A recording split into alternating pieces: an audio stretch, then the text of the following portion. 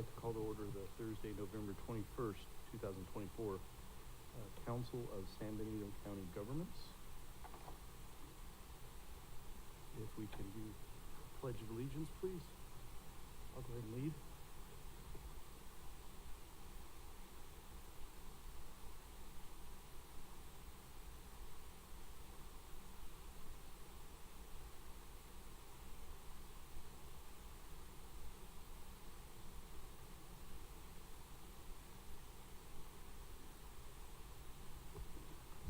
Thank you. And we have a roll call, please. Director Kuro? Here. Director Morales? Here. Director Sotelo?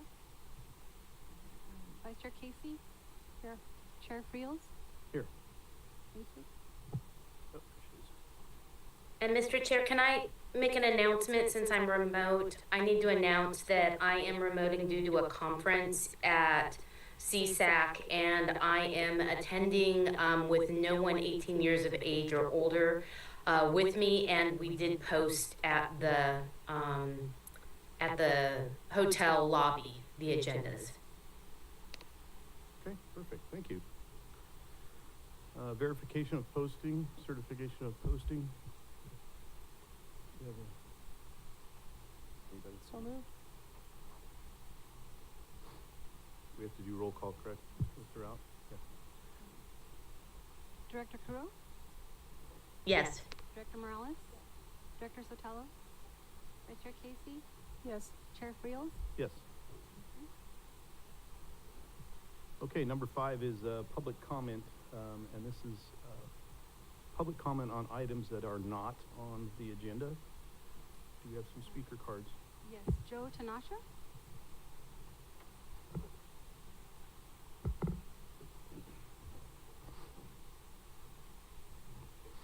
I don't usually need a mic.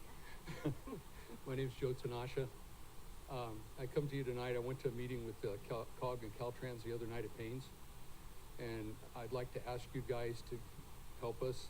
There's a group of us to get Caltrans to back off on the 12/12 date for comments and give us a few more weeks, be it's a holiday. We were kind of struck broadside. Most of us thought we were going there to look at the alternatives and pick alternatives. When we got there, there was 7 alternatives, and they were, if it was going to be 3 lanes or bus lanes or this lane or that lane, and only one was the alternative of where the project was going. And I've been farming here for over 40 years. I've been on most of that ground out there for that time. I represent not only myself as a landowner, but the Hayhurst family, the Roner family, and the Hart family tonight. And we wanted the opportunity to make some comments on it. The county and the city are both right now, and we'll be starting a general plan. It's ag preservation. The state has a mandate not to go over prime ag ground. That's part of it. There's really no benefit other than putting the highway in out there, but there's a couple other options that would be a lot less expensive and still be able to bring the traffic in and promote industrial and commercial growth on ground that's not prime ground and more equal and out of the floodplain, to be able to build a highway with less cost going into overpasses and everything else. And we look forward to, me and the people I'm with, look forward to meeting with COG and their representatives. And I know this board's going to change, but in the meantime, if you guys can help us out somehow, I'd appreciate it. Spending well over $300 or $400 million on something that maybe if you don't build 5 of the 3 or 4 of the overcrossings and everything, could save this community a lot of money and bring the traffic where it makes sense for jobs and other benefits besides traffic. Caltrans operates like the roundabout. They built the roundabout right up to the edge of my fence. I asked continuously for a meeting, calling them and sending them letters. They would never meet with me because I have food safety issues and everything else. Thank God the intersection didn't take any property, but this thing's going to take property right through the middle of a prime area, over 500 acres, and that doesn't count the property that's going to be destroyed by leaving little corners here, or 5 acres there, 4 acres there that they don't pay you for, and you got to figure out what to do with it, where at one time it supplied jobs and money to the community. And my operation alone probably provides 15 to 20 million dollars to this community between the people I hire and everything else, and there's guys that are bigger than me out there, and that's just a small farm. Thank you. Thank you, sir.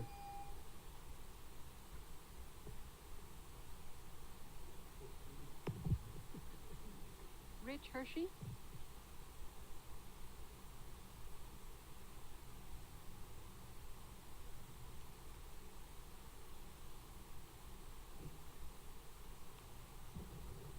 I'm one of the property owners out on Highway 25, so I'm affected by this Highway 25 highway project that we're discussing, as I spoke with you the other night at Payne's.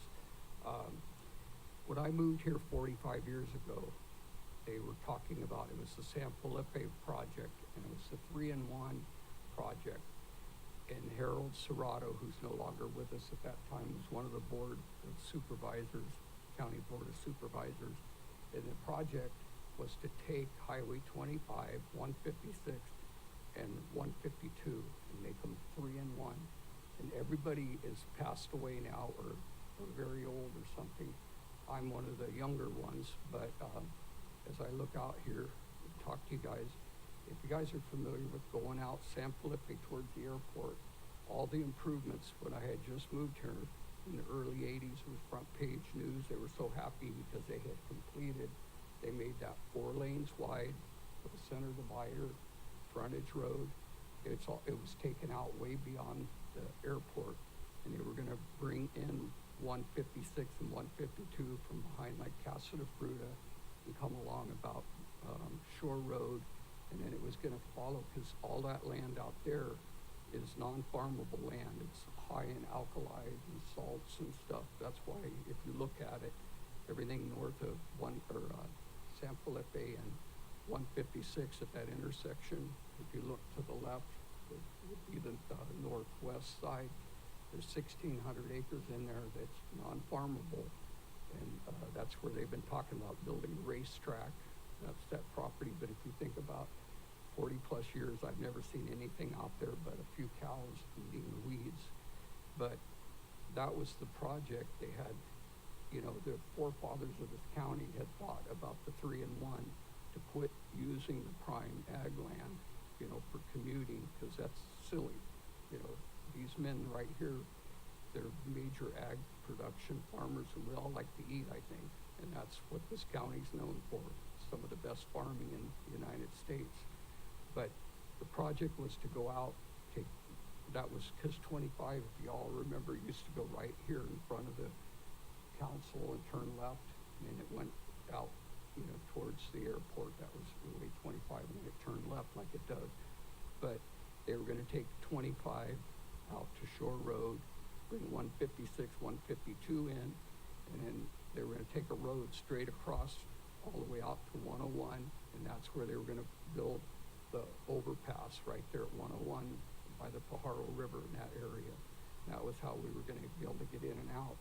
And it's like nobody remembers that.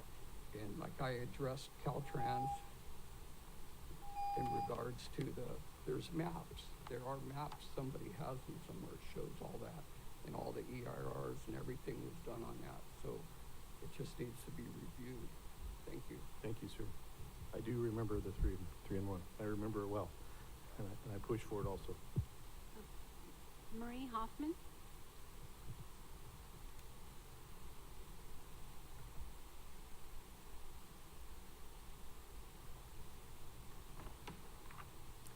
Hi, I'm Marie Hoffman with Brackovich Brothers in Fairhaven Orchards. I'm going to talk quickly because I don't want to go over time, but I came to address you all tonight about Highway 25 as well. My family attended the meeting the other night.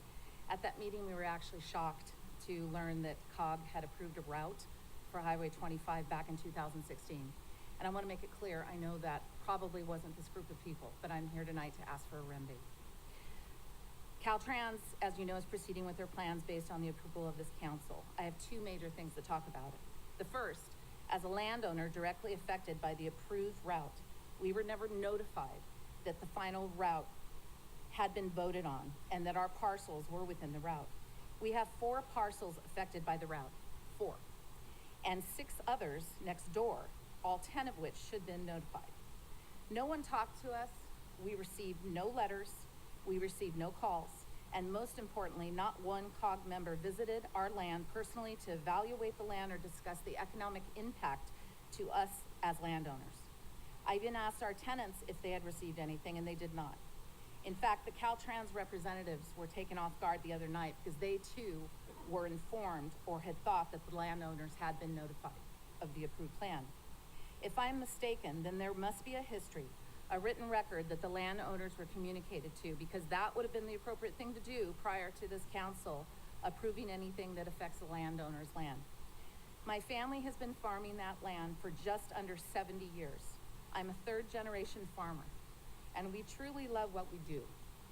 But we cannot continue to farm if our property is taken from us to the degree that the approved plan shows.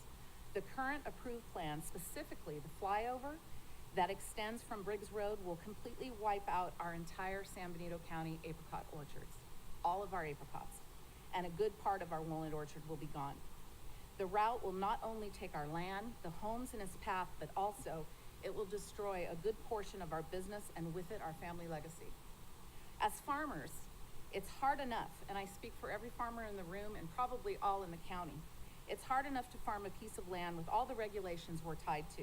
The application of pesticides, food safety requirements, access to water, logistics of moving heavy equipment, let alone trying to do that with a major freeway running through the middle of it. Which brings me to my second point. I sat in a meeting last week at the sheriff's office listening to the county and representatives from San Benito Agricultural Land Trust, who are creating and writing the ag element portion of the general plan for the county. The main purpose of the ag element, as we understand it, is to preserve ag farmland in San Benito County, and as described in their presentation, to identify farmlands to potentially be pulled back into a preservation status. I was present at that meeting because that too drastically affects our property rights and what we can do with our land. So that that group essentially doesn't want us to develop our land. And this group is making the viability to keep farming that same land nearly impossible. So my statement to the county and to the city and to COG is that you can't have it both ways. You can't preserve farming in the county thank you, and at ma'am. the same time take Ma'am, away please. our ability to farm. Please, So I please ask for you to remedy the situation Thank you. and change the route. Thank you. Thank you. And I'd like to leave our APN numbers with you. Thank you.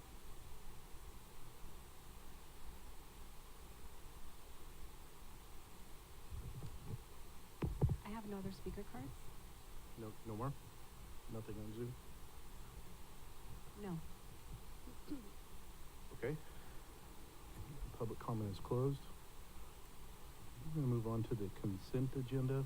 Does anybody on the board like to pull an item from the consent? Mr. Chair, if I may, I'd like to pull item 10 so that just for public understanding, if that's okay with you. Absolutely. Thank And you. I'm going to pull 8, because I'm gonna recuse myself from that vote. So do we have a motion to approve 6, 7, and 9? So moved. Second.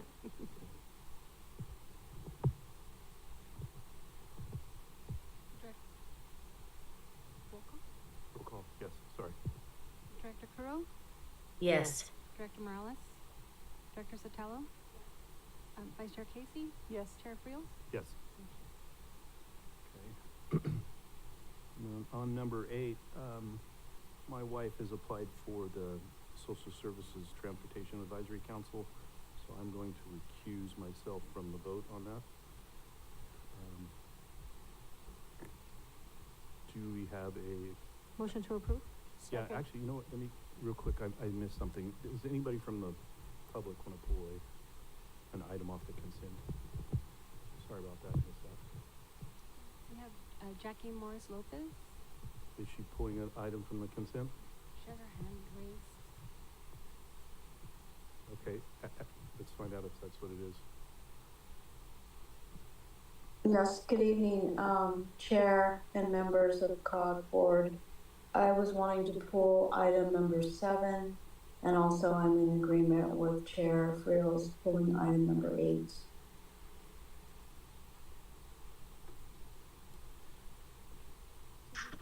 Yeah, we just voted on that. I missed Ye- it. Did we have a hand up during the? Well, it was, I missed it, so let's, all right, Ms. Lopez, you have 3 minutes. What do you need pulled, or what do you need to do? Oh, yes, thank you, Chair. I wanted to have number 7 pulled. Yes, and why? And why is the appointment, I have questions and concerns with the appointment, and I'm assuming this is Mr. Anthony Vitello, as there's just a mention of his title and his last name or hers. I feel that this is, not the best choice for the appointment.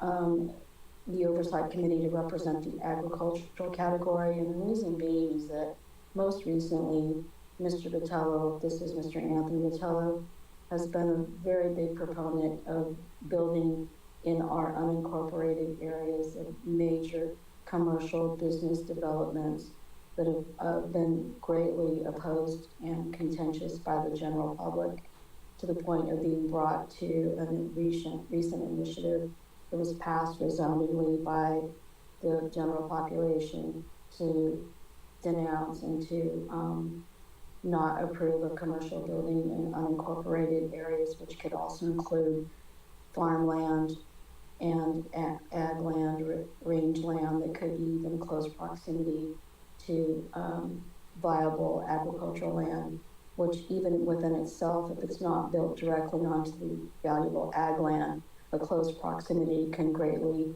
harm and affect the operations on our ag land. I do not, for those reasons, feel that this individual would be a good representative to that board. And for item number 8, I also feel that with Ms. Friel's. Ma'am, I pulled item 8. Okay, great, thank you. Welcome, thank you. With, I have Stephen Rosati. and is he pulling something? Mr. Rosati?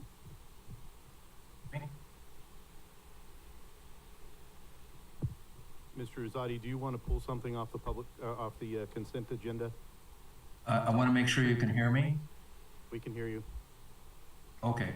Is item number 11 on the agenda, is that part of your consent calendar, or is that going to be discussed separately into the meeting? That'll be discussed next after the consent. Oh, after consent. Okay. I'll wait until then. Sorry. Okay. Okay, anything else? Anybody? No. Okay, with the concerns of Mrs. Lopez, does anybody want to change their? Yes. Did we receive any other applications for ag representation? No. Okay, then I'm good. Thank you. I just have one comment. I mean, the purpose of this is for Measure G to track funding. It has nothing to do with development. It has nothing to do with making decisions about development. And with regard to agriculture, Mr. Vitello's been in agriculture a long time, so I think he would be a good representative in that respect. Okay. You good, Laura? Okay.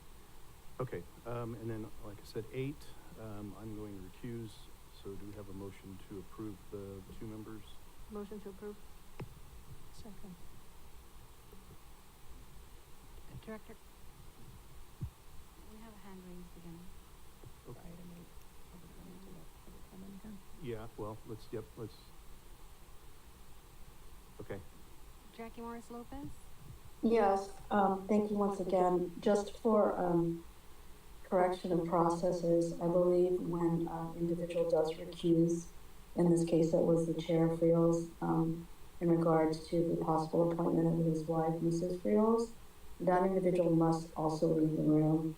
And as it was being pulled, it was requested to be pulled, there should be a discussion around that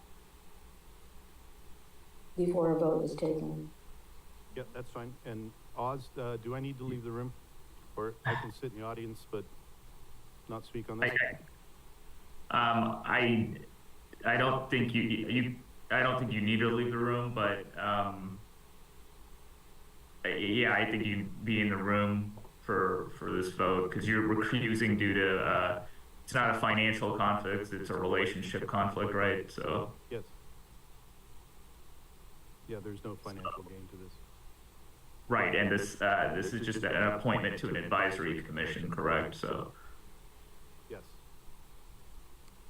So I'll go sit in the audience and let the, that's fine, yeah, that's probably appropriate, or, yeah, because this is not gonna take too long in terms of the vote or discussion, I presume, so. okay. So if there's any discussion on this item, then, which I mean, I don't foresee discussion, however, if there is discussion, then perhaps, staying outside makes sense. So let's just go ahead and do that for now, because I'm not sure if any of the board members are gonna have discussion on item 8, so.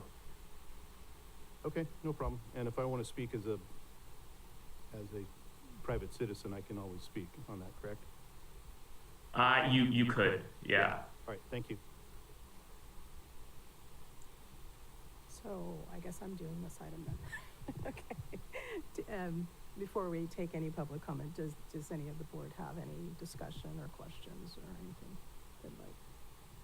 No, I just would ask procedurally, we already opened it up for public comment, I thought, so now it would be just, we're going to discuss it and then we take a vote, is how I understand. That's how we do it at the Board of Supervisors. I Do it differently, that's why. Oz, can you clarify for us how we're supposed to be handling this right now? Are we supposed to go back out to public comment? No, Or is public no, comment public comment. closed for consent agenda at this point?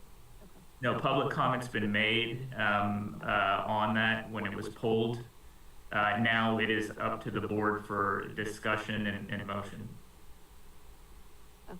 Was there something that Jackie needed, or, I mean, is her hand raised? Is there something that she wanted to say? Yes, that she didn't? Okay. Yes, thank you, Supervisor, Sotelo. Yes, I believe the process was, I did understand that it was pulled, but I don't believe there was public comment. I was commenting on item number 7, and so there wasn't, rightfully, I felt, a break that there was a public comment on item number 8. So I'm just trying to stick to processes. And so if the council can address that. So do we want to address, item 7, that for a board discussion, and then we'll move to item 8? I think that was already decided upon. We're here at council at number 8. Yeah, And we're I on believe item it 8 would- at this yeah. point. If you don't have any issue, we could let her go ahead and speak to it.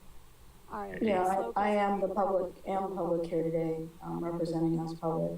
Okay. So my, I know that there isn't any monetary connection to this appointment. It's simply an advisory council. But the fact that, perception is 100%, and that's always kind of the leading ultimate decision that we, and the people as elected officials or appointees, really have to take in regards when we consider the public at large, that perception speaks more than sometimes an actual conflict of interest. And so I'm going based on that, based that on the chair, Mr. Fields, his appointment to this, or the appointment to this Transportation Advisory Council is also his wife. So I don't know that you have bylaws that address that address the exclusion or exemption in this situation of an immediate family member, which would be i.e. a spouse or a significant other or a child, would preclude applying for any of your advisory councils. So it's something that I'd like the board to probably discuss and consider.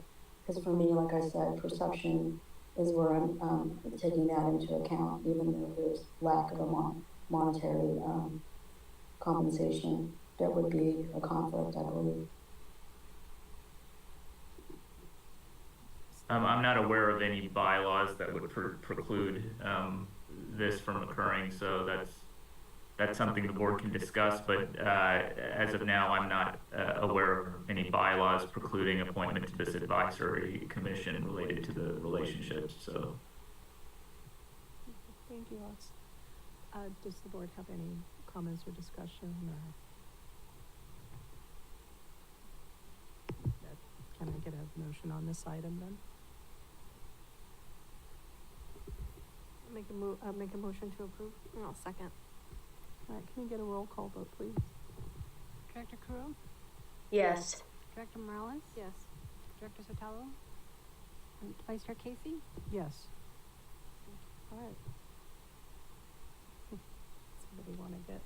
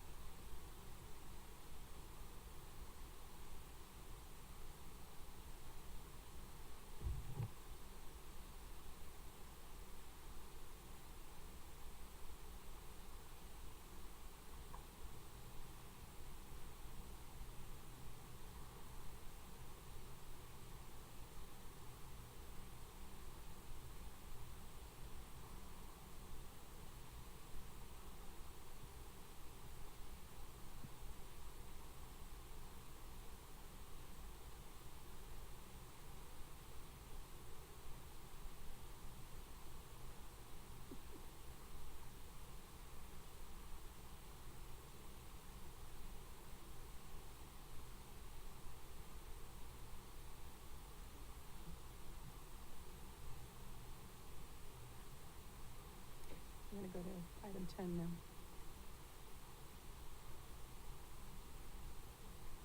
Sorry about the confusion, folks. I think that all three of our agencies all have different types of agendas and protocol, so, some is simple and some is not. Angela, do you want to discuss 10? Yes, thank you so much, Mr. Chair. I wanted to pull this item so that there was more of a public face to what we decided back in October and how the money is being reallocated or being funded for the new office. What I'd like to have staff do, if you don't mind, is just explain where we were at in October and how we directed them to try and find funding from other sources and where they found that funding, just so it's more available for the public, understanding how the project was funded. Mr. Chair, if I may? Okay, perfect. So Norma Aceves from San Benito COG, Admin and Finance. So this item that's on consent, it is an action item. And just kind of recap and give a little bit of background, at the October meeting, so just last month, we mentioned that we had secured state funding to help cover the difference because the bids came in higher than we anticipated they would come in. So we had secured funding to cover that difference. And at the same time, we were still looking for additional funding. Our goal was to not use our TDA funds, which is what we budgeted, and instead to look for some sort of grant or some state funding out there that could support this project. And really the main reason is that the TDA funding has more flexibility, so you can use that funding for various projects. Whereas if we go strictly for capital funding from the state, it's just a clean cut, it's easy. And what this item does is it basically just memorializes those changes. So we are happy to share that we were able to secure state funding to fund 100% of the project. So in that staff report, it kind of gives you a breakdown. One of the funding sources is PTMSCA. I don't know what that entire acronym stands for. I didn't memorize it, but it has to do with public transportation.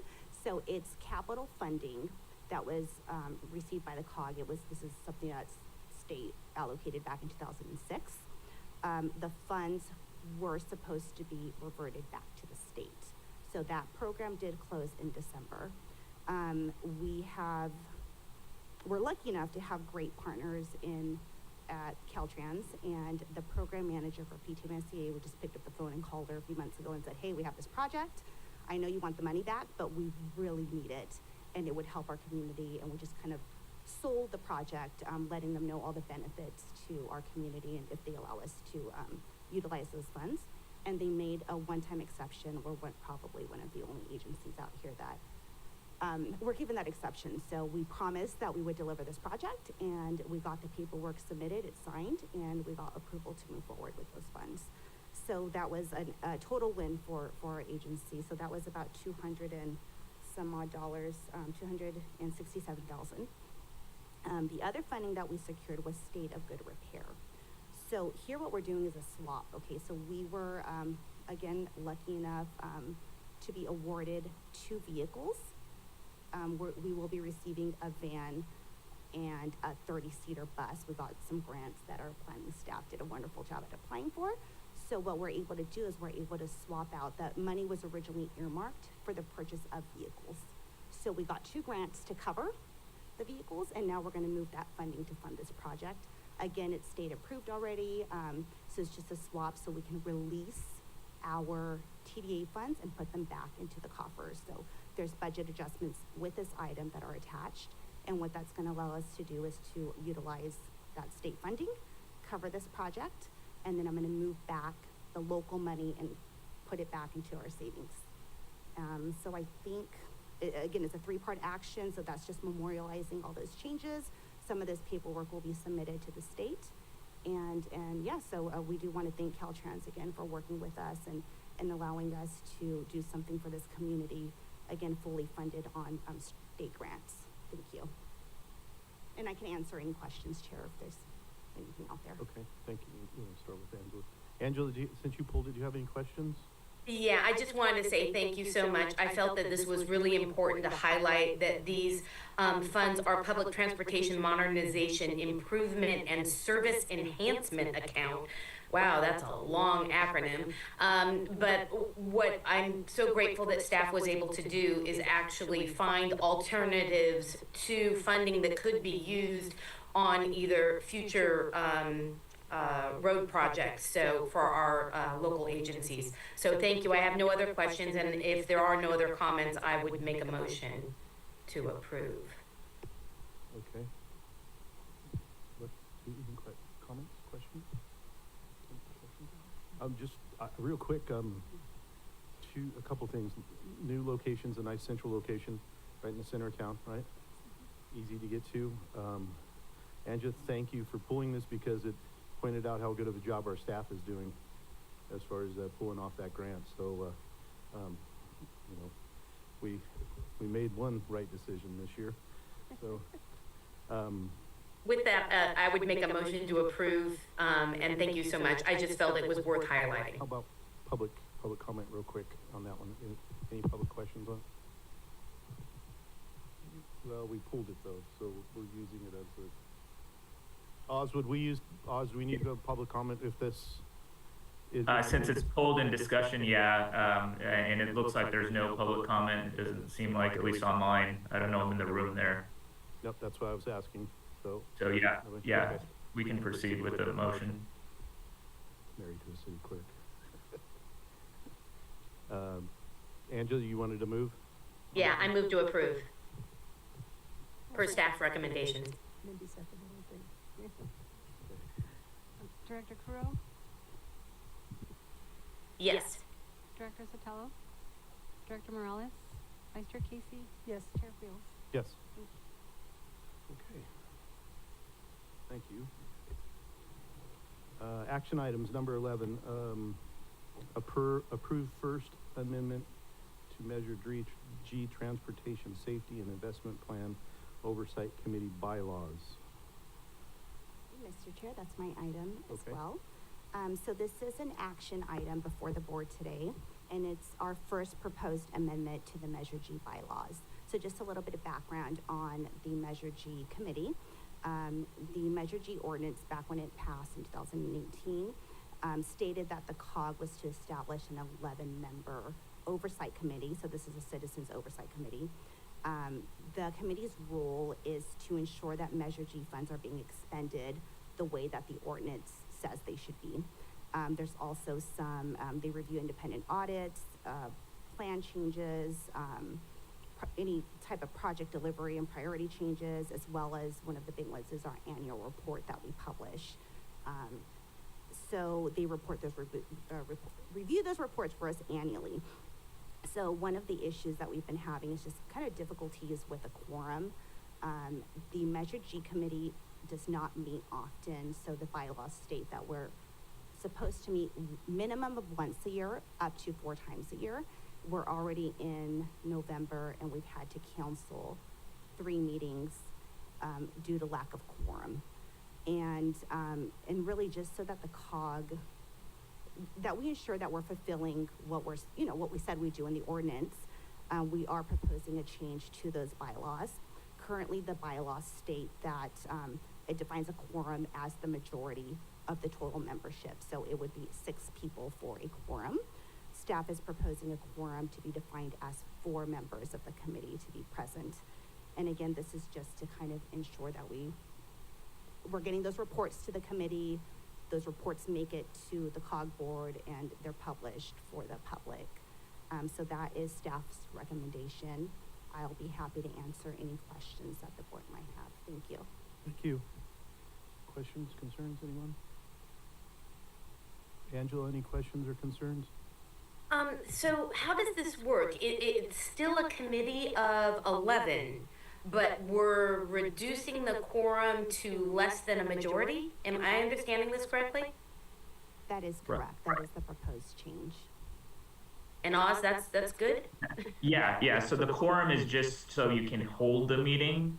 And then you would still require a majority vote at that meeting. So in this case, if you had a quorum of 4, you would still require a majority of the quorum to pass any action. It's just you could actually hold a meeting. The difficulty they've been having now is you can't even get 6 people of the 11 to come to a meeting where we can even conduct business, right? So that's the issue. So the solution here is to reduce the quorum to 4, meaning you would only have 4 members to start a meeting, but you would still require a majority of those 4, meaning 3 members to take any action. Okay, and just to understand a little bit of the history on this, is it because, I mean, out of these members, I mean, do we have like a policy within the bylaws of this committee that if you miss so many meetings that you can be replaced with a new member? I mean, I'm trying to make sure that we're ensuring that the public has, you know, input and oversight on Measure G. I mean, I understand the conflict, but I'm also concerned about the oversight. Right. I'm looking at the bylaws. I don't believe they say in terms of the issue is there are no meetings that are being missed. Meetings are not even being because of the lack of quorum. So I don't think that rule comes into effect because right now there's no meetings being conducted because none of the 11 we're not even meeting the minimum threshold of 6 to hold a meeting. So Okay, those are my questions. Thank you. Do we currently have all 11 members on, like appointed or accounted for? No, currently we have 4 vacancies, and just now you approved 1 appointment, so now we have 3 vacancies. So we have 3 vacancies. I'm just wondering if part of, what are the 7 categories? Sorry. I'm just wondering if, I know Mr. Rosati sent us all a public comment by email, and one of the things that he mentioned in his letter was that possibly having so many categories, if maybe some of them were changed to at large, would we have an easier time? Have we kind of made it a little harder to fit people into these categories, and do the categories make sense? Would it make sense that we have multiple at-large seats versus I don't know, that's kind of where I'm going with the question. Yeah, it is a little prescriptive, but what we have currently is 5 at-large members, each representing one of the San Benito County supervisory districts, and 6 members, 1 from each. So one is agriculture, the other is senior and persons with disability, 3rd is industry, 4th is trade or labor, 5th is Latino Hispanic, and 6th is education. And I'm sorry, you said 3 vacancies we currently have. Yes. Do you know where are the vacancies that we currently have? Like, are they the at-large members, or are they representing a category? We have 1 vacancy for District 1, 1 vacancy for District 5, and 1 for senior and persons with disability. Okay, thank you, Binu. So I can, if I could just jump in real quick, Director Sotelo. So the ordinance itself requires, and this is the Measure G ordinance I'm talking about, not the bylaws. So the ordinance just says the expenditure plan oversight committee shall fairly represent the geographical, social, cultural, and economic diversity of the county. So I think those categories that Benu mentioned are intended to cover everything, right?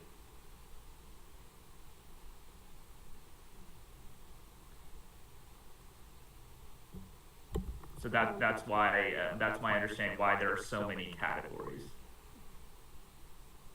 So thank you. That was going to be my question, is whether these requirements were part of the Measure G ordinance, meaning that they were part of how it was written in order for the public to pass it. And then number two, is there a way we can maybe COG send a letter to District 1, District 5, and maybe the community-based organizations that represent seniors or people with disabilities to encourage participation? Over the past several months, we've been doing a lot of outreach, and I want to take a moment to thank all of my board members for going everywhere and spreading the word of how much we have vacancies, not just on Measure G, but on the social service committee too. So I appreciate the help that was given. Well, since we're not able to even hold meetings, that also doesn't allow us to do the job of the measure, which provide oversight, have transparency, complete the annual report. So it is really having an impact on operations, specifically like District 1 and District 5, where those are appointments. So maybe a little nudge from our partners, and I mean, we can do that as well as COG, including just letters from our jurisdictions, basically saying how important these appointments are, and then the negative impacts. So I think while I appreciate Supervisor Curro's comments about public engagement and transparency, I'm also very concerned that we cannot hold meetings in which to get the work done. So you can't even have engagement or transparency if you can't even take the first step in just having meetings. Just one quick question. Is there a term, like how long you serve? Because this has been around since what, 2017, 2018? Are the same people serving all these years, or do they term out and new people come in, or just curious? The term is 2 years. 2 years, Yeah. okay. And they can reapply. Sometimes they do, sometimes they term out. Okay. And sometimes they resign before the term is out. So Okay. we're continuously having vacancies that we need to fill. Okay, thank you. Anything else? We're good? Okay. Public comment? Stephen Rosati?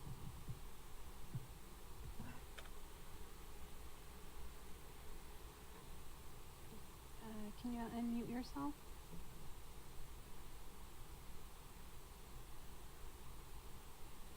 How's that? Is that coming through? Yes. Oh, okay. Steve Rosati, Hollister resident. I did provide other potential amendments for your consideration to help future oversight committees become much easier to appoint, operate, and actually set up. The current system of having so many different categories to fill, although it seemed to be a good idea at the time, may not have worked out for a long-term plan. This has resulted in unnecessary vacancies on the committee and many difficulties for you to fill the positions and find replacements. More importantly, staff's time has been duplicated and triplicated unnecessarily. I believe what I suggested for your consideration meets what the voters originally voted for in 2018 pertaining to Measure G, and is a more realistic plan for all parties involved, especially the public at large. I have to say, I tried to look for the actual voters pamphlet from back in 2018, and I couldn't find it. I went to the COG website, and that quote that I have, and I'll just state what I found on your website. It was the only basic required, well, it was two or three sentences. I didn't see any required number. That number, I think, came up after the vote by ordinance from COG. So I believe what I have in there, if that's true, and there was no on the original information that was in the voter's manual, I could be wrong, but I don't think it had a number in there. If it did, I apologize for saying that, but I'm only going off of what I saw from Measure G on COG's website, which I assume was quoted from the actual ordinance, I mean, that people voted on. And there was no mention on what I read on the COG information about the membership. I think COG might have established that membership in order to get the diversity we're talking about. So the committee shall include at a minimum, as I understand it, representatives from the city of Hollister, the city of San Juan, and the unincorporated areas of the county. So you want to make sure and get all three areas represented. And so as long as you have, like COG, if you have at least a minimum of 2 from the city of Hollister, 2 from the city of San Juan, and 1 from the county, then you go to 2 members at large from either of those 3 to make 7, or 4 if you want to make 9. So the other confusion thing in here is this: if you're looking to get 4 people, then let's make it legal. Make it a 7-member board, and to make business possible and to vote, which means you just need 4 as a quorum. So I'm not trying to muddy the water here. I'm just trying to, I hope you can see, I'm trying to use, what was, I believe, expressed in the beginning, and utilize that as a basis to build upon.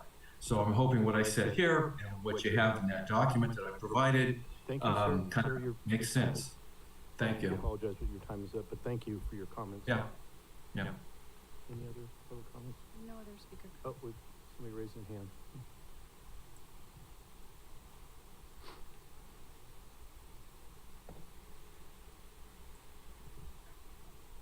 I never dawned that you guys get this complex. I have to agree with Steve. It should be 7 people, and it should be the 7 best people you can find. I don't know who goes through these applications and pick who goes on the committee. But myself, I could care less if they're senior, disabled, black, white, brown, or whatever. It's like a doctor. I want the best people in positions that you can get. And I know a lot of people want the diversification. Well, I think this country is pretty diversified, especially on the West Coast already. But you got to cut it down to 7 people. 2 representing the open space in the county, if that's 1 ag and 1 just open space, 1 from the city, 1 from San Juan, and the other ones from districts. You got to have fair representation. And that's one of the things that's always struggled with around here, even on boards, because people are elected to these districts, especially on the county, and they got a big section of the county they got to represent, but they got a section of the city, so where do you think they spend their time?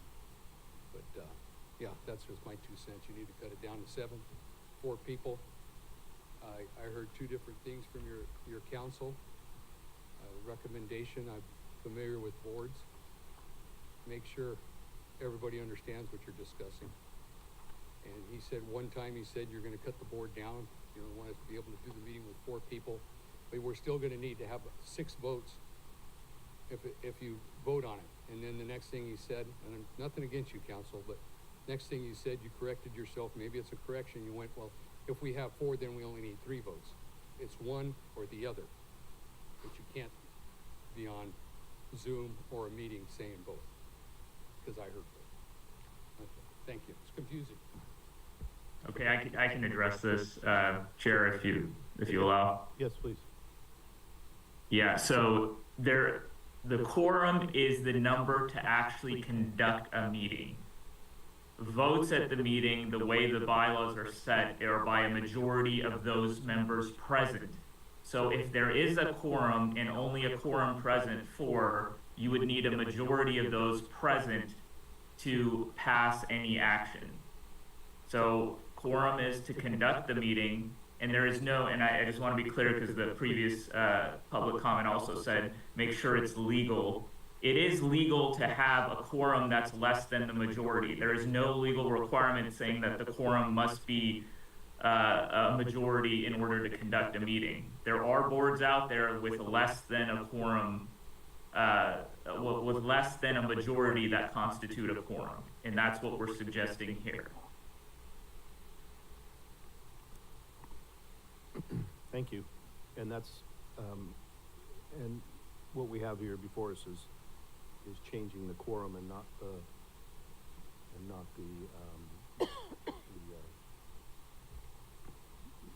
it's changing the quorum, we're not changing the bylaws. Well, You are amending the bylaws. yeah, you're amending the bylaws to change what the number of quorum is. You're not changing the composition of the board, the 11 memberships. That's not changing. Yeah, I was trying to so- spit that out, but Yeah. it wasn't working tonight. So, any more? Yeah. I'm just curious with the 3 vacancies, I'm just kind of asking staff's opinion. Would it be easier for you to deal with a lesser number of members, or do you want the 11 members?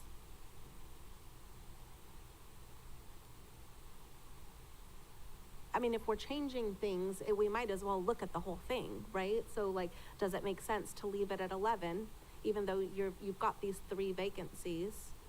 Or do you, I mean, we would still, if we're going to go down in the member number, you're gonna need to make sure that it's balanced, right? Like, the biggest thing is making sure that you have representation from the city, the county, and San Juan Bautista.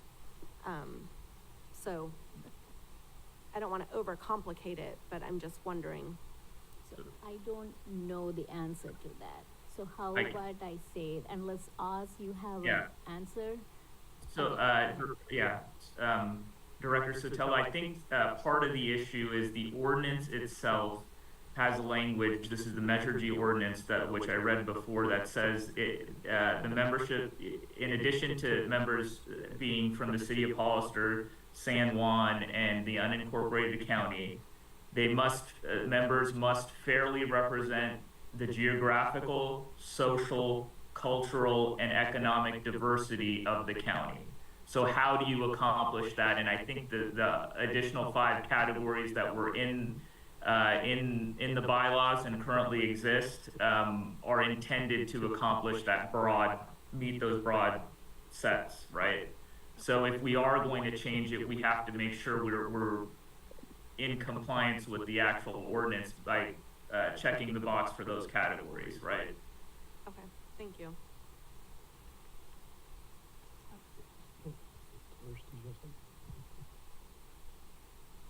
Mine was data related. Do we have a history, if we've been having issues meeting quorum, can we, normally with, bylaws, you have, like, if you miss several meetings, then you can get voted out.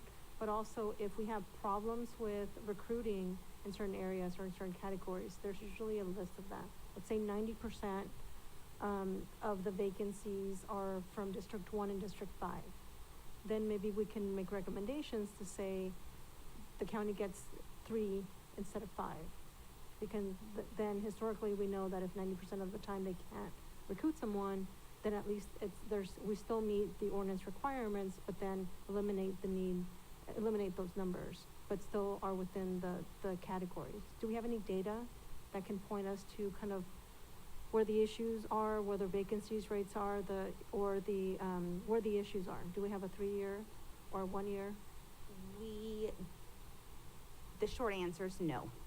A lot of times, and this happens, it's not just Measure G, it's really all our committees. It's different people for different reasons. We don't have like a log of attendance because, of course, the meetings aren't even being held, right? So we'd almost have to dig back, and I'm not sure how much we can do, and see who's the one emailing that says, hey, I can't make it this month, who emailed last month and said, hey, I can't make it to that meeting. So that's the trail we'd be looking at. But in terms of actual attendance, like what we do when we show up here, we're not even getting to that point, right? So we don't have that data. So can I add to that, please, Director? Yes. So I think you're asking, historically, have we been having challenge getting people to be on the committee from certain districts or from certain categories? Is that what you were asking? Yes, and oftentimes I see committees, because since COVID, when people went virtual, attendance was great. When we went back to in-person, not just these committees, but many committees throughout the entire state have been having issues with quorum. But they have the attendance as part of the agenda, so you know who's there, and it's part of the record, so that you don't have to go back and do research on that. It's just part of the norm. So if you can't do it for 1 year or 3 years, then maybe moving forward, if you can put that as part of the record in terms of who's there, who's not, what's vacant, and it's just part of the attendance.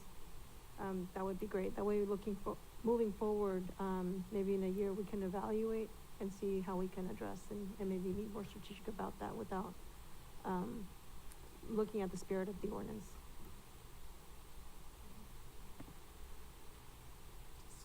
Okay. Does Angela have her hand up? I saw something. I do. Okay. And Thank you, go for Mr. it. Chair. And I know we have some public comment with their hand up on Zoom also. I just want to make sure that we aren't changing bylaws to where we're going to make a decision to have less inclusion.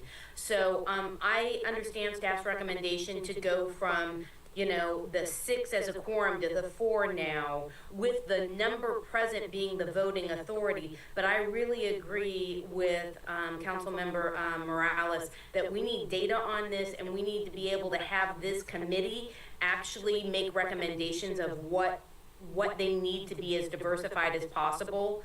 So start collecting the data over the next year and come back with some recommendations of maybe what we could do differently if we are having lack of quorums or lack of participation from certain areas. That's my only comment. Thank you. Quick, I mean, I appreciate the discussion, and yeah, we may wanna look at changing the number overall, but to me right now, the question is about the quorum and just being able to lessen it so that you can actually have the meetings, and we can still come back and look at it. To me, that's a bigger discussion, and it involves the ordinance if you're gonna change, and you've gotta make sure you're following the ordinance or change the ordinance. So right now, for me, this makes sense that this will help us to be able to actually get those meetings going, and then we can track, like, Board Member Morales said, so. That's it. Okay, thank you. Okay, with that, what's your pleasure? Anybody wanna make a motion on this? I believe we still have public comment on Zoom that would like to speak, if we haven't already done that. We did Sorry. take public comment, but what, is there? Oh, we did? anybody- Okay, sorry. Is there anybody different? Stephen Rosati has his hand up. Yeah, he did 3 minutes plus, so his public comment is finished for today on this item. I move to approve it, change the quorum. I can second. Okay, can we have a roll call, please? Director Kuro, Yes. Director Morales, Director Sotelo, Vice Chair Casey, Yes. Chair Fields. Yes. Thank you. Okay, 12, authorize the executive director to execute master on-call agreements with selected consultants. Who's that? Okay.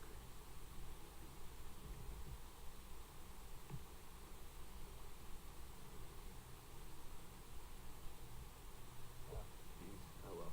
Okay, now it's on. Good afternoon, Board. My name is Samuel Bork, and today I will be seeking action on the SBCOG On-Call Transportation Planning RFQ. So, on October 15th of 2024, SBCOG issued this RFQ. The RFQ sought to establish a bench of qualified transportation planning consultants to offer our agency experience, expertise, and technical support. We were seeking proposals on 4 distinct categories of transportation planning. Those categories are transportation planning, transit planning, transportation data and modeling analysis, and public outreach and community engagement. We designed this RFQ to support our agency's priorities and our agency's needs. So, on November 15th, 2024, consultants submitted their proposals in response to the RFQ. We received 26 proposals from 8 different consulting firms over the 4 categories. And at first look, all 26 of these proposals appear promising and strong. Now, currently the proposals are being reviewed by the selection committee according to the rubric outlined in the RFQ.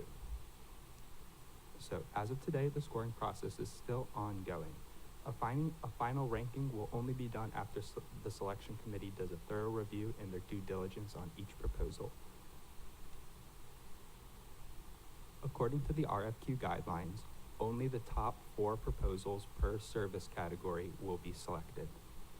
Staff is going to recommend the board authorize the executive director to execute the master on-call agreements with these selected consultants. Now, before I open the floor for questions, a quick note on the nature of on-call agreements. So these forms of agreements do not guarantee any payment. So once these are executed, there's no payment. Payment and work is done on a task order basis. So it is potential for,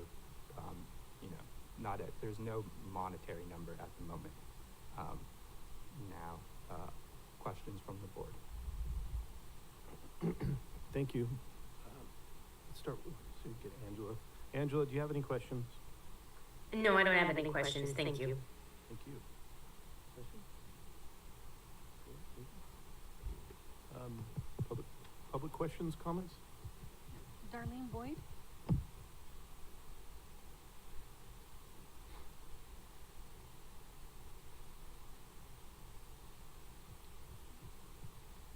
Okay, I'm sorry. I want to go back to your discussion of the number of members that usually attended the COG meeting. I have historically been. Ma'am, that subject has been voted on. I know, but I didn't have a chance because nobody recognized my hand then.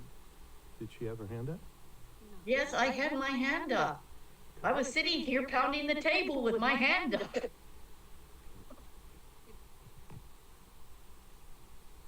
What's that? After the vote? Okay.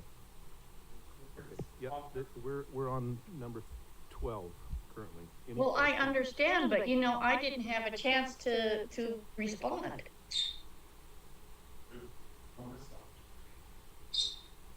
Do we have any comments for 12? Okay. I'm sorry, what did you say? Ma'am, we're taking comments for 12, 13, item 11 is over. I apologize if you got in late on that, but it's... I did not get in late. My hand was up while you guys were in discussion, and then you called for public comments afterwards. You got Mr. Rosati and decided not to do him because he's had his 3 minutes, and my hand was still up. Is her hand up? We don't, I apologize, we don't have recollection of that. So, once again, do we have any public comment on item 12? No, I don't have comment on item 12. I just wanted to talk to you about who attended these meetings. Okay, so let's move on then.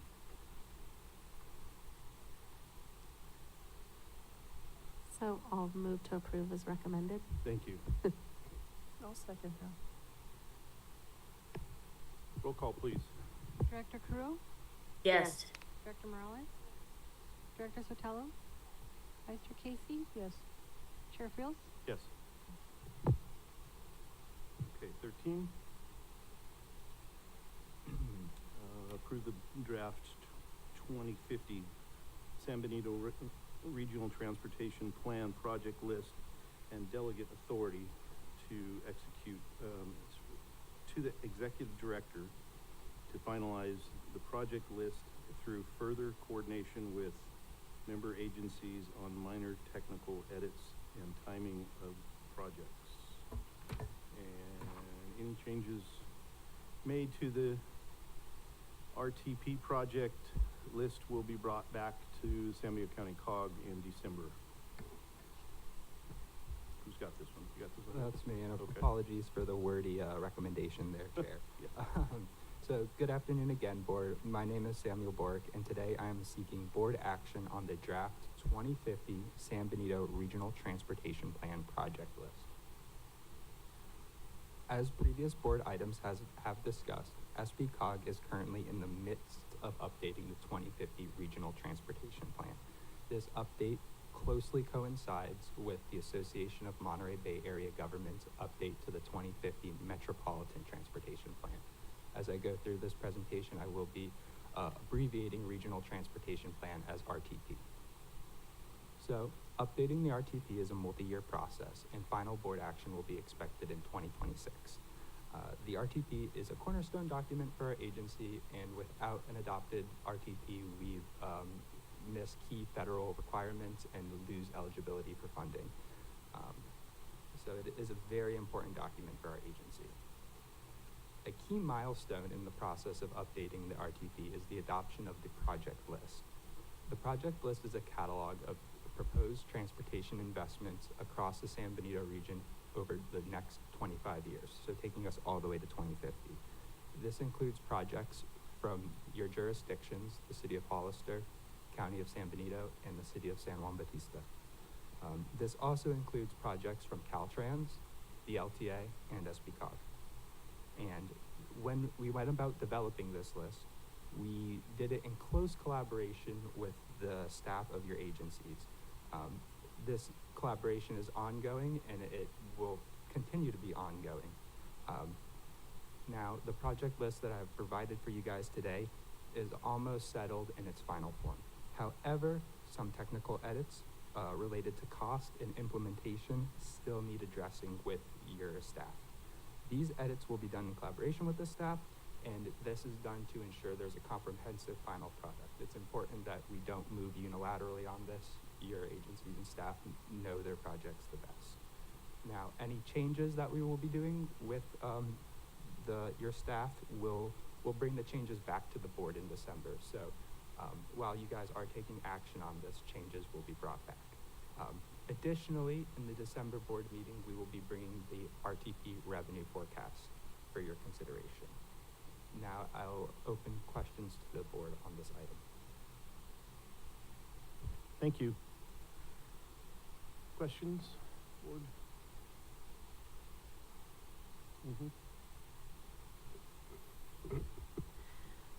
So you're going to meet with all of our jurisdictions, staff, to go over kind of all of these that are in here? Yes. Is that, I'm asking that question, is that the next step of this?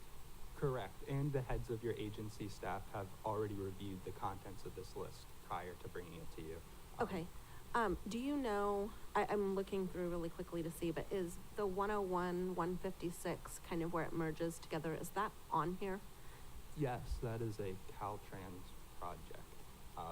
But doesn't it need to be on our list of recommended things for our kind of area, our region?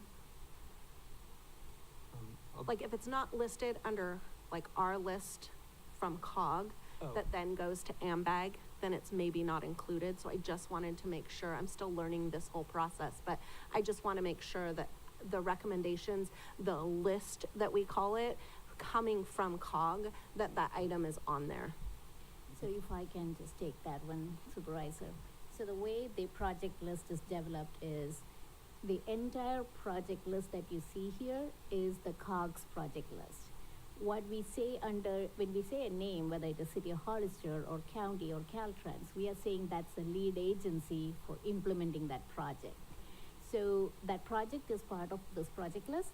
The lead agency is Caltrans, but it is in this project list that will be submitted to AMBAG. Question? Yep.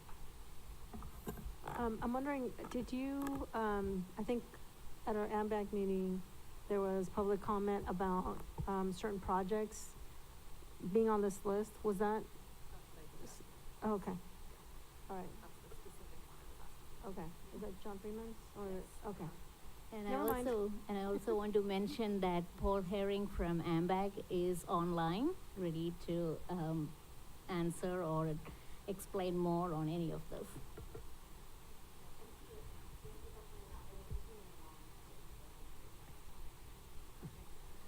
See, it takes us a long time to figure this complication of COG.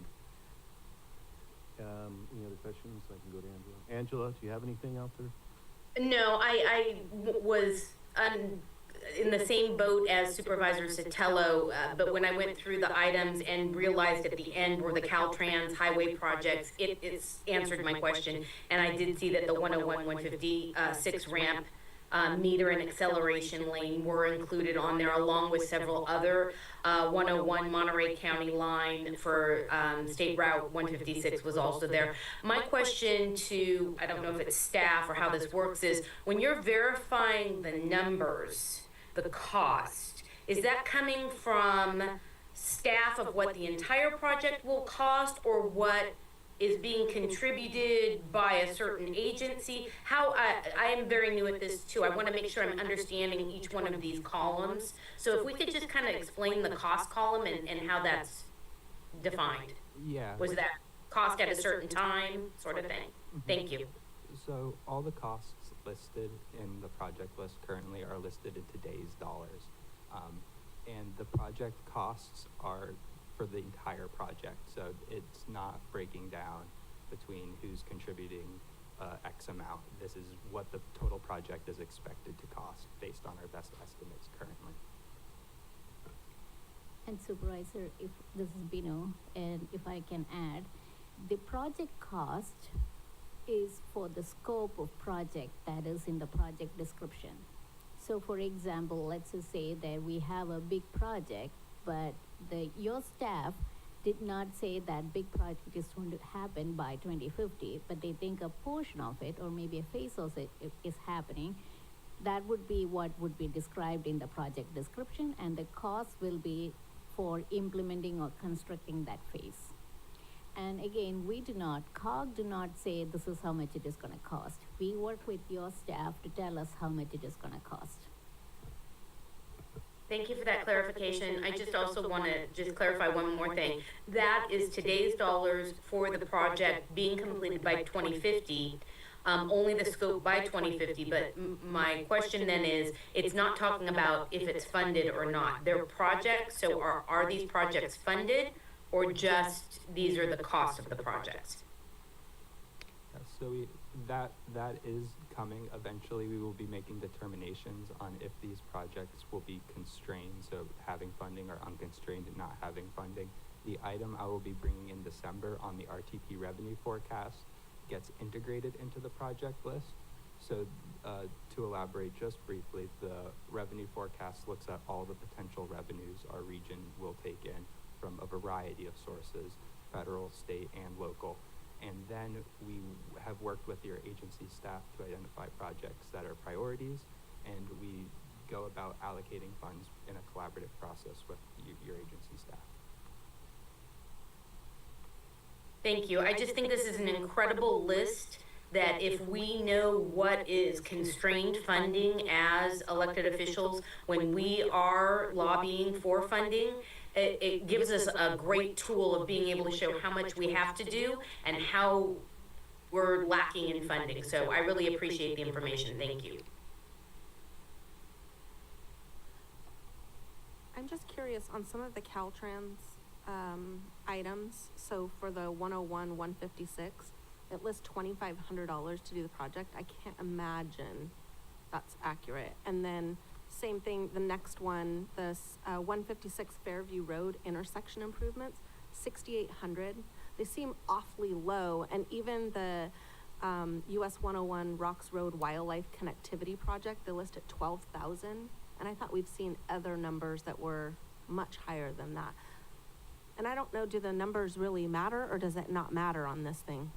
The numbers does not matter today, and that is the part that we are going to work with your local staff, agency staff, to make sure that what we have on the street is the correct representation, and that is the correct number. And sometimes what happens is these projects have been on our RTP or on the AMBAC MTP for over a decade. And those are dollar amount that would have been needed 10 years ago. And so we want to escalate that to today's cost. Okay. And so that's the part that we are going to still do. The local jurisdictions look much more accurate than the Caltrans one. That was the one that was just glaring to me that I'm like, that doesn't look very Sometimes accurate. they are leftover projects or projects that stayed on the plan for like a decade or more. Okay. That's the next part. We will be doing that between now and December. So, so there will be probably a lot of changes then to this for what will be coming back to us in December then.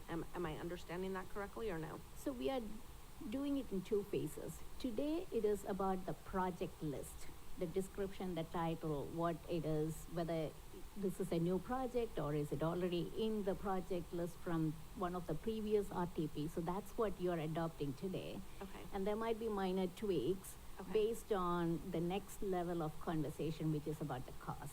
So after today, we will be going back to your local agencies and Caltrans and LTA and everybody to say, okay, now look at the cost and see if you have reasonable ability to say if this is you can get this money, or do you need to make a change to the project cost.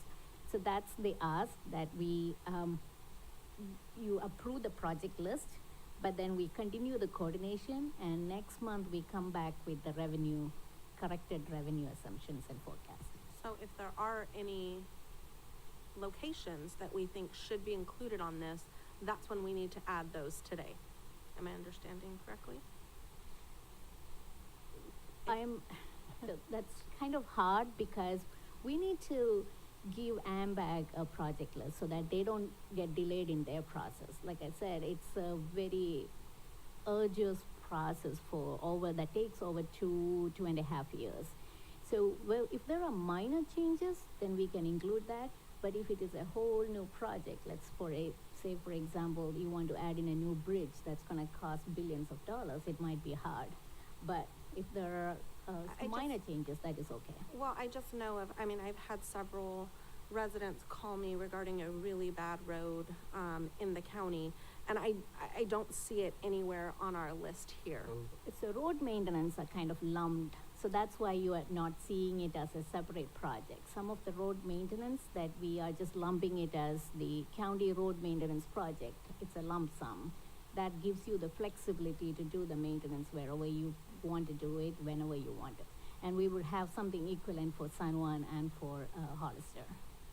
Okay. So not all projects are drawn out as a separate scope because maintenance happen all over the area, and we don't want to call out every single one. We just say X amount of road maintenance are being planned through this RTP. Okay. It's just I see like Panoche Road on here, Kalinga Road. So I just want to make sure that this road is included in one of these other areas because I don't see it. We will work with your staff, Steve, to make sure that whatever it is that they are telling us, it's entirely captured. So we can so I just guarantee need that. to check in with Steve and make Yes, sure that please. it's included coming from the county's part. Yes. Please. Okay, got it. All right, thank you. Any other questions, concerns? Do we have public comment on item 13? Okay. And if you could state your name again. Joe Tanasha. I'm just curious, I've never seen this kind of a meeting, and it's not that it's wrong or anything. I just, the combination of bringing all this stuff in and from different areas, city, county, San Juan Bautista. So, what you're talking about right now, is there ever a public hearing where the public can see this list and sit down and talk with staff and everything? It kind of looks to me like there isn't one, and if not, why not? Because I'm sure the public would be more than interested in knowing what the projects are. Dollars are a whole nother story, but it's almost like the list. Take it back to the county or the city staff, make sure it's what you want on the list, bring it here, pass it, send it back over to AMBAG. And the public's blind. It has to go along with a public comment I made earlier. The public's blind. The property owners are blind. Maybe there's some other ideas out there. I'm not saying staff doesn't get all the ideas, but you know, there's a lot of public people out there that are pretty intelligent when it comes to traffic, transportation. So If there's not a public hearing, I'd like to know why. And if there is, I'd like to know how you find out. I'm probably like the one lady that got a little excited. She was probably sitting there with this. And I'm not too tech savvy either, so I don't know, I'm not on social media even to get your guys' notifications. So I have to hear about it from somebody, or, because we don't have a newspaper that tells you. So anyhow, that's my 2 cents. Thank you. And to answer your question, for the city of San Juan Bautista, everything on this list is from either public comment or those of us boots on the ground. And the city manager is what created our input for this. Do we have any other public comment? Darlene Boyd?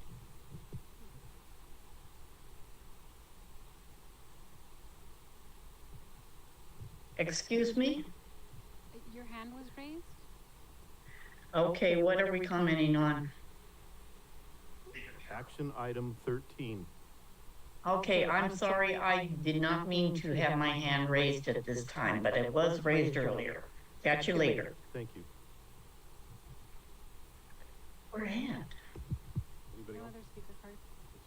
Make sure it's muted. Okay. You're gonna have to let me work the computer, Phil. Can we mute that? You. What? Thank you. This process is done every 4 years, right? Correct. Okay, I just wanted to make sure. So it's like we're forecasting for way out into the future, but every 4 years we're revisiting this and, Yes. okay, just want to make, thanks. Mr. Chair, just one more clarification if you don't mind. Hold on real quick. Sure.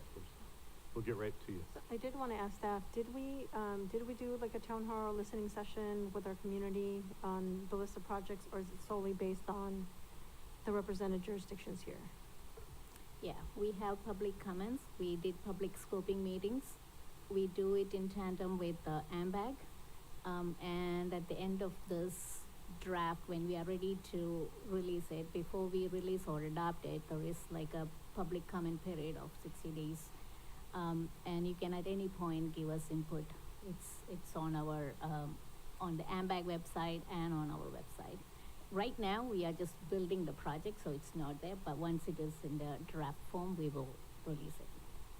So for community members, they can go on the website and then there'll be a special announcement or section of the importance and implication of these projects, and then the cycle. Yes, and of the meeting where we will be holding the public comments. Okay, Yeah. thank you for that. Angela, did you have something? Well, I think Councilmember Morales kind of asked the same question I was going at is, this is the first phase of this 4-year update. And this is just to start with a list that then we're not only going to go back to each jurisdiction, but there is going to be some sort of outreach to the community to be able to give feedback and have public comment. So I just wanted to make sure I was understanding the process, because it seems weird that we're approving a list, but it's the beginning of the list. Do I have that right? Correct. So this is the formation of the list. This is step 1. Once this is kind of solidified, we send it to AMBAG, because AMBAG does a modeling for how our performance metrics will be for over the next 20-25 years.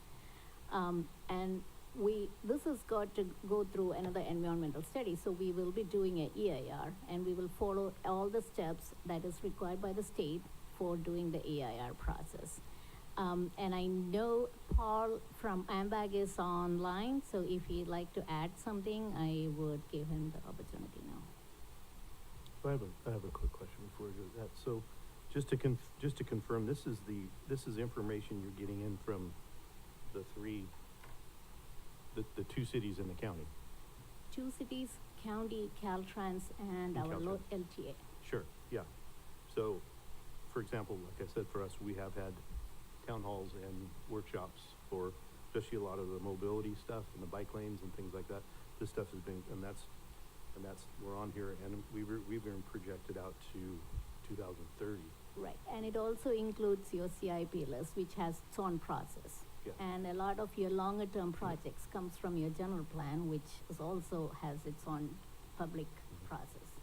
Yeah, so it's not, the four of, or the five of us on COG just willy-nilly throwing darts at the county and saying this is where we're gonna put roads, and this is input from county roads, the city public works, and then through the constituents. Okay, and do we need to hear anything from the AMBAG folks, or does anybody want to hear anything from them? I don't know if we need to. Okay. Can we have a motion? We've already had our public comment, correct? No more hands up, correct? Okay. Public comment, done, closed. Make a motion to approve. Roll call, please. Director Kuro? Yes. Director Morales? Director Sotelo? Vice Chair Casey? Yes. Chair Fields? Yes. Thank you. Okay. Thank you. Okay, information items. Can we kill two birds with one stone and do 14 and 15 in one shot? Is that possible? Okay. Okay.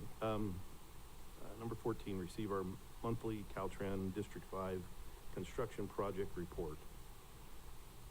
Good evening, board members and Chair Brandy Ryder here, Deputy District Director for Planning for Caltrans in District 5. And, you know, moving forward, if it's simpler for the board, we could just consolidate these two items, so that we would be happy to do that.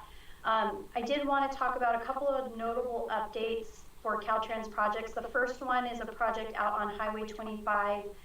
It was a highway maintenance project. It was a highway maintenance chip seal, and it was just east or south of the east entrance to Pinnacles. And just to give an FYI, that project was completed on November 1st. I know that there was some interest in it previously about that maintenance project, but the work has been completed. The next project I wanted to highlight was the 156 Alameda eastbound right turn lane project. The construction timeline for that project has been updated to summer of 2025. This is largely due to negotiations with property owners. We are working with the city and their contractor at considering alternatives to minimize those property impacts. So it's caused a little bit of a delay, but that's the update for that project. Tonight, you guys brought up the 156 US 101 southbound ramp extension project. Working with your staff, we intend to bring this particular item to your December board meeting. Primarily to give a little bit of a background of the project, how it was initiated. It was initiated by your board, and the request was made to consider improvements at that location. We've been evaluating those improvements. Previously, we looked to fund that through a program that has a $1.25 million cap. It's now exceeding that cap for that particular program, and so we're looking at a couple of options to partner with the COG, which we would like to present to the COG and continue to move forward on this project, or determine whether or not this project would not move forward. So that's something we'll be bringing to your December board meeting, and we can get into more detail about the changes in the project. For the other projects that are on the list, we don't have any major updates from last month. I did want to quickly highlight, you know, we've had a few members from the public today that attended some of our meetings for the Highway 25 scoping notice of preparation. So we hosted so far 3 scoping meetings this week. We do have a final virtual meeting that is scheduled for Monday, November 25th at 9:30 a.m. Of the 3 meetings, we had one in Hollister with about 40 attendees, one in Gilroy with 10, and then we had a Spanish language virtual meeting with about 5 attendees. And so got a little bit of a turnout. There was a comment made about potentially extending our current December 12th notice of a comment period. That is something I can't decide on for tonight, but I will take that back out to the team and see if there's a possibility to extend that beyond the holidays. At this point, I don't think it's going to be a huge problem, but let me double check that with the team, and then I'll get back to the board. And we will get, if we do decide to do that, we will get information out to the public, extending that time frame. So that'll be something that we will follow up with and get back to you on. And that's pretty much our update for this evening. If you have any questions, I'd be happy to address those. Thank you. Questions? You want to go? Start? Yeah. It's kind of a comment, kind of a question, but it has to do with the roundabout at 156 and the Bixby Road detour. I've traveled a few times now, especially when it's starting to get dark, and it's really hard to see if you're trying to exit off of 156 on Bixby. You've got a concrete divider there, and we almost hit it once, but it's just not very well lit there. You can't see, and so I'm wondering if there's anything that can be done about that. And along those same lines, when you do that detour and you're going up Bixby Road, there is just this huge dent in the roadway where you can kill your car, basically. So I don't know what can be done, but it is a little dangerous, so I wanted to just call that out. Okay, great. Well, I'll take that back to the team to investigate. Thank you. Thank you. Questions? Nope. Angela, any questions? Yeah, I also have a comment. I had already talked to our executive director about this item. On Bixby and 156 roundabout, the problem that I saw is that when you were exiting Bixby and you were crossing over the old 152 highway, or 156 highway, my apologies, it had a stop sign, but it didn't say cross traffic doesn't stop. When you come from the other direction, if you're coming southbound on Bixby to get onto 156, at the stop sign at the old 156, it says cross traffic does not stop. And so you're warned. So it was very misleading, and I've had a couple of calls from some constituents that have gotten to that stop sign and going northbound and not realizing it wasn't a four-way stop. I just would like to know if that's been addressed. Okay. I don't know that I've been notified of that concern, and so I have members of my team from the project on the call, and we will look into it and then get back to you. Thank you. Yeah, I have some concerns about that also, especially with the rain coming and some of the markings on the streets when they get wet.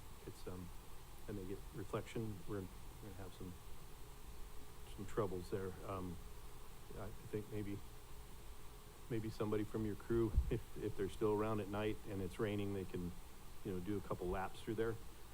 And I have a question on Highway 25. So Highway 25 north of Hollister, it's all asphalt. 25 in South County, it's asphalt for a period, but then you change to chip seal when the roads start getting a little bit more complicated. And coming from somebody who rides a motorcycle, it gets a little dangerous down there with it's like riding on marbles with the chip seal. I'm just curious why chip seal there when the rest of 25 is asphalt? You know what? I will have to get someone to help me out with the answer to that question. And so that's something that we can definitely follow up on. Okay, thank you. And then, yeah. One more question. Sorry, and I don't know that you're gonna know this, Brandy, but is District 4 and District 5 working together right now on Highway 25? And we've had multiple accidents that are past our county line, but I'm just curious, is Caltrans, are the districts talking and addressing that? It's kind of been a big deal in our community. Yeah, so just to give you guys kind of a little bit of a heads up, we met with Assemblyman Rivas's office specifically on the collisions that have occurred on Highway 25. There's several investigations ongoing between District 4 and District 5. So we are coordinating pretty closely. We are investigating those recent fatalities, and we intend to have some information available in January. There's some ongoing projects as well. There is a project near San Felipe, which is a medium barrier project. And so there's quite a few things that are going on that we're coordinating between our two districts and making sure that, we're looking at the entire corridor as a partnership. So that is something that we are working on. We're actively working on those investigations and hope to have some more information in January in regards to those. Thank you.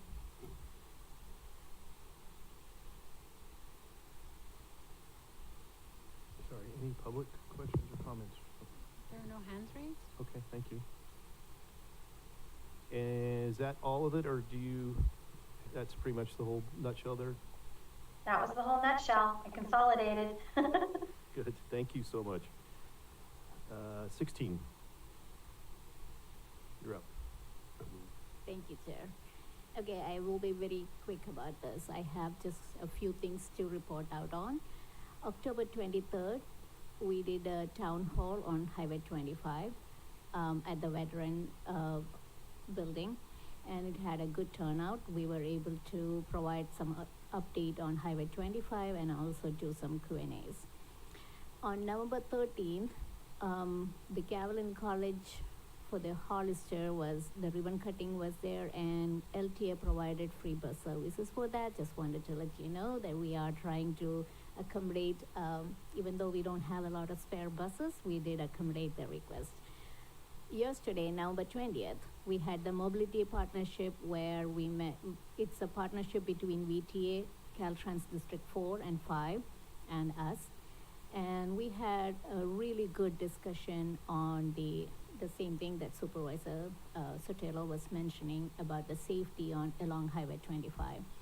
So as Brandy from District 5 mentioned, we had a study on that. The study is ongoing. We wouldn't know until probably January, but there are some immediate next steps that we are considering and looking into.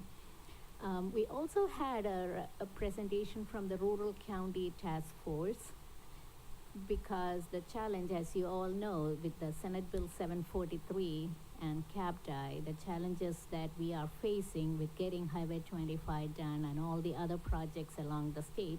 So this was a really good presentation on what is the specific rural transportation challenge with the implementation of highway with Senate Bill 743. So it was well received. We had a lot of discussion around it, and at some point we will bring it back to the COG board. And again, as Brandy mentioned in her update, we are doing 4 scoping meetings for the Highway 25 environmental studies.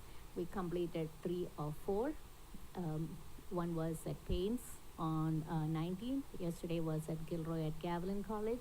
We did a virtual Spanish only meeting, and on Monday we will have the English only virtual meeting. And the last update is that I know we've been talking about getting a grant from the state for our transit TIRSUP grant. The first of that grant did arrive. It was supposed to arrive long back in May, but we did get it in the bank like a couple of weeks ago. We got 3.4 million. So that's the first of the 4-year grant that we are getting from the state to help our transit. Great news. Can I ask a quick question? You betcha. You mentioned the ribbon cutting, and I did see the bus, and it was very exciting to see it going up there, but I'm curious, because they are going to be starting classes in the spring. Will there be a regular bus route to the college? So that is something we are considering. We are actively looking into it. It takes us a few months to do a route schedule and get something, how we are going to allocate all our buses to all the needs that are around the county. But we are actively looking into it to see what we can do to help the students. Thank you. Questions for Benu? Anybody? No? Angela, any questions for Benu? No, I think I'm good. Yeah, I'm good. Thank you. I think it was good timing having Brandy on with the concern from our farmers, and we can get some more information to them. It's important. I had a question on LTA. Hollister uses it for the fireworks on occasion, things like that, and I've been kind of banking this, but we have a really upwardly moving an active senior center now. So if senior center wanted to use or have a field trip, so to speak, is that something that we can provide? So that would be a specialized transportation request. Mhm. And I think we would look at it the same way we look at every request. The one I was talking about was more about the county express services, but Yeah, for right. seniors, it will be the special request. For the, specialized transportation request. I do not know the answer, but we would love to help in however we can. So maybe the staff can get back to you on that. Yeah, that'd be great, because they're not running out of ideas what to do, but, I mean, there's some cool stuff to see and do around here. Thank you. Well, looks like we're done with this. Motion to adjourn. Board reports? What's that? Board reports? Oh, sorry. That's okay. I was just asking those. Yeah, go ahead. Board reports. Anything? I just have one thing. You better have something now. I do. That's why I said it. I know we've already discussed this a little bit, and I was really glad to hear that Mobility Partnership and VTA, and there's discussions going on around the fatality that happened. And I promised to bring it up tonight because I had a lot of residents reach out to me, and there is a petition with like 6,000 names on it right now. So it's a huge deal in our community. So I said that I would bring it up.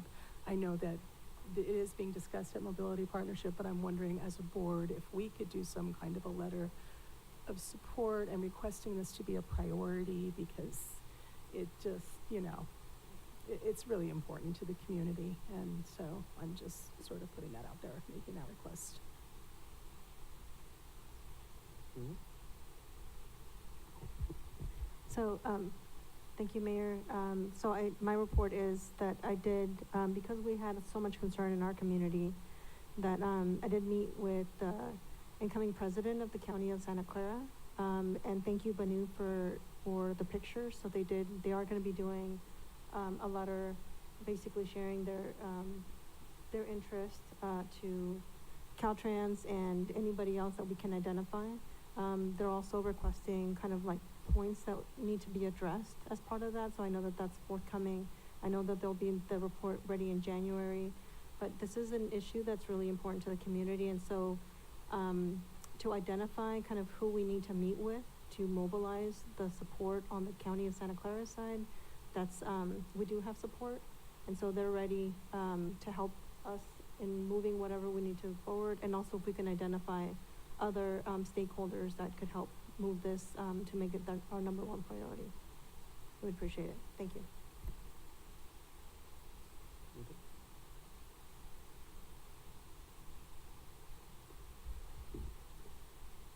Along these lines, I'm really concerned about the expansion of Z-Best. And I know it's already been approved, but I think it's something that we're gonna need to work very hard together on. It's been approved for a triple size expansion from the way I understand it. And I think that our community was kept in the dark. And so, I think it's gonna be a big issue that's coming, especially in light of these accidents and, all of the safety concerns on Highway 25. So, I was just made aware of it. I didn't even know I was gonna say anything about it tonight, but I do think that, we're gonna have to work together, the city, the county, COG, everybody on this. So anyways, thank you. Angela, do you have anything? My only comment is that from the Rural Caucus from CSAC this week, we were able to go around and really voice some of the biggest concerns we have from our counties to the CSAC representatives, and our Rural Caucus is very understanding about the need to have a cap tie adjustment for rural counties. It was very much a topic, not just during the caucus, but offline with many of the other elected officials around the state of California. So I feel like we're getting some movement. CSAC is, the 58 counties. It's not just RCRC, which is rural counties. it's the 58 counties, and even at CSAC, it's a conversation that's happening. So I'm hopeful that with some of the conversations that are happening at the state level about the real impacts of cap tie on rural counties and VMT, how we have to have some sort of consideration for the future, you know, to make our projects actually happen and to keep our residents safe. And I think keeping our focus on safety is going to be the most powerful tool we have. So that's my 2 cents. Thank you. Thank you. I'm glad that's coming up because Dolores and I were down at Long Beach for the League of Cities, and I don't remember seeing anything on transportation. To come think of it, was there something? Was there? Okay. It didn't have anything to do with cap tie though. Yeah, Southern California really didn't care about what happens up here. I was a little disappointed with the league, but congratulations to your seat on the league now, on our regional. If we have nothing else, oh yeah, okay, good. Thank you for the reminder. Yeah. So I was nominated and elected to be the second vice president for the Monterey region, and also was put on the, last year I was on the Government Transparency and Communications Committee. This year I will be on the Public Safety Committee. Great. Get another phone. For those of you who don't know, she's got like 4 phones up here. Okay, anything else? Okay, so now can we move to adjourn this meeting? Okay. So moved. Second. Roll call, please. Director Kuro? Yes. Director Morales? Director Sotelo? Vice Chair Casey? Yes. Chair Field? Yes.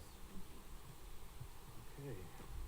On to our local. Mr. Chair, sorry to do this, but since we have a physical quorum right now, I have an event this evening at CSAC that starts at 6 o'clock. I'd like to excuse myself if that's okay with the board. Yeah, come on. Free hors d'oeuvres. No. Actually, this is really great. We've got new officers that are being installed, and we have some great representatives from Santa Clara County. We have a representative from retiring or stepping down as president from San Luis Obispo, and we have a incoming vice president from Monterey County. So it's really showing how our little area is getting a lot of attention. So I'm hopeful that this will help us in the future. I'm gonna go try and make some points. Okay. Anybody have a problem with her jumping ship? No. I'm jumping. Have a great night. Bye, you guys. Bye. Okay. Now we're moving on to Local Transportation Authority.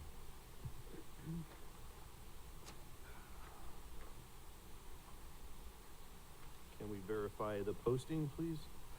So moved. Second. We can do all in favor now. Aye. Aye.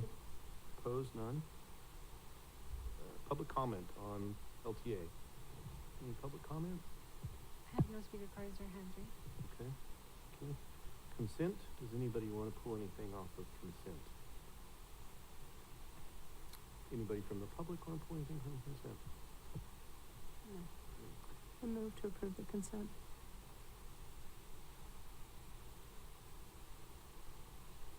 Okay. Did you hear the second? All in favor? Aye. Opposed? None? Okay, action item. Authorize executive director to enter into contract negotiation and execute a contract. Okay, Chair, so that's Yep. my item, so let me take it away from here. CMAP, there you go, thank you. So what I have for you guys today is an action item. Just to give you a little bit of background, we brought this item, it's been months, it's just a months long process. Back in March, we brought before the board an RFP that you allowed us to release for bids for our transit operations services. So this is in anticipation for an upcoming expiration date that we have for the contract. And again, this is months long process, so we have to start early. The In August, so recently we received all the proposals and it was scored by an evaluation committee. All firms were, on paper, we scored all the proposals and then we conducted interviews with all the proposals as well. So what we have for you today is a recommendation. So for County Express, we are recommending that TransDev services be recommended for award based on the scoring, the results of those scores. And we are rejecting all proposals and reissuing the RFP for specialized transportation. So the next steps, again, this is a huge process. It's vetted through Caltrans, so it takes a lot of time. But where we're at today is, again, the proposals have been scored. So the next step is to work on the contract. There is a copy of the draft contract in your packets. What we're looking at doing here is going to be a 3-year base year contract with 2 option years. So that's options to extend the contract an additional 2 years. This contract is projected to reach $12.8 million over the course of those 5 years, but that just all depends on how many service hours we operate. So it's kind of paid like on an hourly basis. So we're projecting somewhere between 24,000 service hours, which is what we run today, and with the potential up to 32,800 hours. And that's just dependent on our annual budget and any new funding that comes through. So the hours do change annually. And then there's, of course, other contract terms that need to be negotiated. So this is where Oz comes in and he, all the fine print and legal print. So we're working with Oz, LTA staff, and of course the proposed, recommended proposal with TransDev. So those are all the bits and pieces. Again, we provided you with a draft contract. After that, once we kind of finalize that together, the 3 parties, the contract has to go to Caltrans. So it's about a 20-day, 4-week process. They have to review it. They will come back with comments, and then we'll respond, and we'll do a little bit of back and forth there. And that's primarily, just so the board knows, it's because the transit is heavily funded by federal transit administration funds. So they need to know what we're doing with that funding. So we will do a little bit of back and forth there, and once we all agree we're all in concurrence with the contract, then we would execute the contract and circulate it for signatures. So at this time, staff is recommending that the board authorize the executive director to enter into these contract negotiations and then execute that contract once, again, we don't have a date, right? Because we're going back and forth with Caltrans. Once that's all ready to go, and the contract again would be for a base year of 3 years with 2 option years in there. And I do want to note that we do have TransDev present, so thank you for joining us. And I also see our current operator over here, MB Transportation, so thank you for being here. So I can answer any questions from the board that I'm able to. I do want to note that this is kind of an open process, so we're still in the procurement period. So I have Oz on the line. So Oz, please feel free to jump in whenever you need to, but this is an active procurement, so there's still a lot that is behind the scenes that we're not able to release just yet. Thank you. Questions, concerns? Nothing? Just for some folks, you hear a lot about we have to go through Caltrans, and then you hear, well, it's a heavily federally funded. Would it be safe to say, just for the layperson, Caltrans is somewhat the middleman or the banker that finances us? It's like we don't get the money direct from the feds or the state of California. It's channeled through Caltrans. Is that correct? Correct way to, okay. Correct. So federal funds come in California, comes through Caltrans because Caltrans have delegated authority from FHWA and FDA. So they are the, like you said, the middleman or the funnel through which we get the funding. Whether it is federal funding or state funding, it comes to us either through Caltrans or through our MBO, which is Handbag. Okay. I just wanted to throw that there just in case people were listening and going, why is Caltrans got anything to do with this? Questions, concerns from the public? No public comment? No other comments? We good? Make a motion. Motion to approve? Second. Approved, did you get those? Okay, all in favor? Aye. Opposed? None. Okay. And motion to adjourn. Second. All in favor? Aye. Opposed? None. Thank you.